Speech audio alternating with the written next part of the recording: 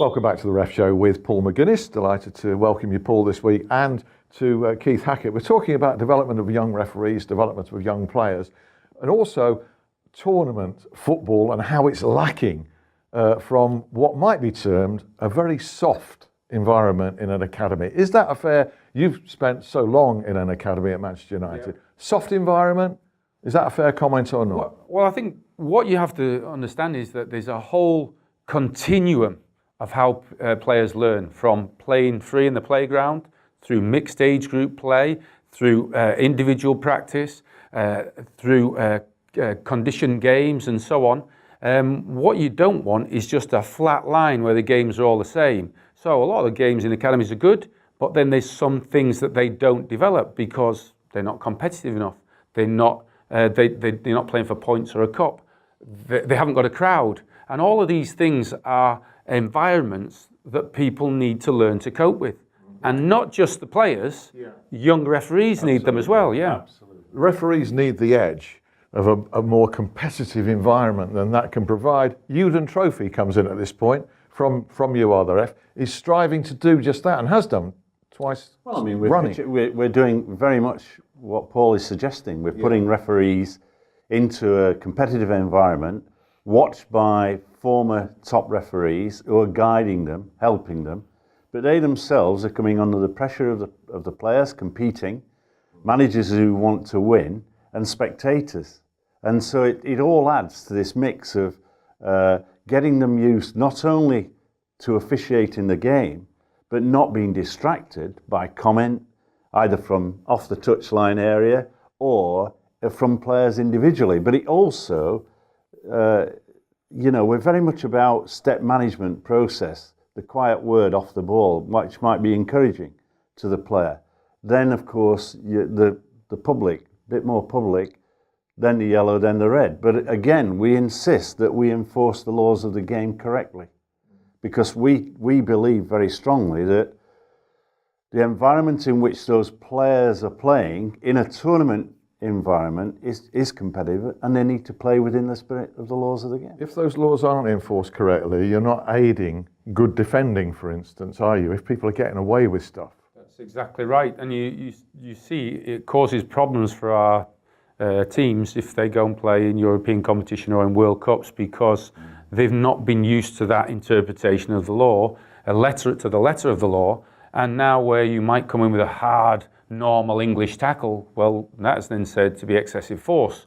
And so you have to be cleverer. I think if I look at the Brazilians, the South Americans, they are far more aggressive than our players, but not not outside the rules a lot of the time. They stay on their feet. They use their body a lot better to get across people, both when they're defending or they're shielding the ball. They're a lot better at that. And that is a part due to the environment they grow up in. And I think that would be a big benefit to players as well as to the development of referees if we were really strict on the letter of the law. Okay. I think one of the things there is, we can get into the playing side of ball control, but the ability of a player to control the ball, maybe if he's fouled, if he controls it well, can we apply an advantage? Can we keep the game going? All those aspects can in fact be down to the condition of the playing surface. You go to Africa, they're playing with balls that's made of cloths and tape and all that goes with it, or they're playing on very, very uneven surfaces, and they develop different skill sets through that. But from a refereeing environment, our conditions too good. Well,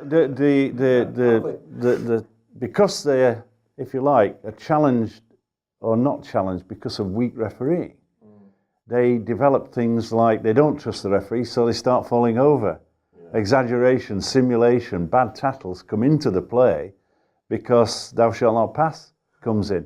Let's ask Paul's attitude to those two things. One, cheating, let's call it cheating, and two, abuse of match officials. They're probably the two areas of most concern, perhaps, to referees, two biggest problems. What's your approach? Well, our policy was always the same. I mean, Jim Ryan, who was the director of youth for a long time, he insisted that there was no talking to the referees, no abuse, no back chat. And from the point of view of, number one, it's a very difficult game to play, football. So with that, you can't afford to get distracted and lose concentration because you haven't got the referee or another player or so on. So to be more disciplined was going to be a big advantage in terms of the quality of your play, but also the premise that, you know, if you're going to be negative towards someone, you're then going to try and get a positive reaction from them. No, we felt that if you were positive, always try to play fair and hard but fair, and empathise with the referee, then in the end you're more likely to get, a positive reaction from him as well. But you're battling against a cultural thing, and you're at Manchester United, and kids ape and emulate. And you had maybe a couple of examples there over the years of Roy Keane and Wayne Rooney being in close-up for the wrong reasons alongside referees. Let's just put it like that. So you're battling that culture thing. That is going to be aped. How long is it going to take before we stop actually, or should referees be clamping down more on that kind of thing? Well, I think there was this year, at the start of the season particularly, and I think we've seen less of it, as we've gone along now, which is good. And probably because now the academies are structured better, there is more discipline in them. You don't want to take the passion out of the game, but you want it to be directed in the right way. But we always felt the best way to influence a referee was to do the right things most of the time. We had a saying, right is might. You keep doing the right thing and you'll get some strength from it in the end. Yeah. Whatever you say, images like I've just described are more powerful for kids than something that a coach has said. Well, you accept the that? difficulty, the difficulty, Alan, that players have got is that the man who's in black with a whistle is to some degree an unknown quantity because he changes every game. And he has different personalities, different approaches. And of course, some days referees, although they'll never admit it, have off games. And that can influence the outcome and attitude of players. You know, when they see an injustice, we saw Creswell, didn't we, a few weeks ago, getting 2 yellow cards, and then obviously the red, for 2 massive errors by the referee. And in fairness to West Ham, they didn't go bananas. And therefore, I think there is a trend for better discipline. In my time in refereeing, if I'd have made those sort of errors, then I might have had some difficulty getting off the field of play. So I do think there is a softening of attitudes, which is positive for the game, from players who are coming through the structure of academies. At the same time, sometimes I'm worried about the referees not keeping up with and being proactive to see those benefits and take advantage of them by applying more advantage and keep the game flowing. Fascinating stuff. Just among other things, David Hurst, a fellow panellist on the Ref Show, is a very proud father at the moment, with his son George doing great things in the England setup. Yep. He's a professional at Sheffield Wednesday. He's got a couple of goals again for the under-18s the other night. You've operated in the England under-18 setup briefly, haven't you? Have you got a view of young George? I saw him playing, yes, over at Morecambe for England a couple of months ago, 2 or 3 months ago. Very good, looked like a bit like his dad, really, playing like a traditional centre forward. One of my feelings is that academy football and football in general at the moment is not producing enough goal scorers, is not producing enough forwards, probably because they start with I call it premature professionalism. They play in a very professional way from an early age. Might be one up front with a system. It might be playing from the back a lot to start off with, so that they quite often don't get the real instinct. Plus the playground games like Wembley, Knockout Wembley, things like that we used to play. In fact, that's a project we might be looking into quite soon. The development of the players, as you said before, different surfaces.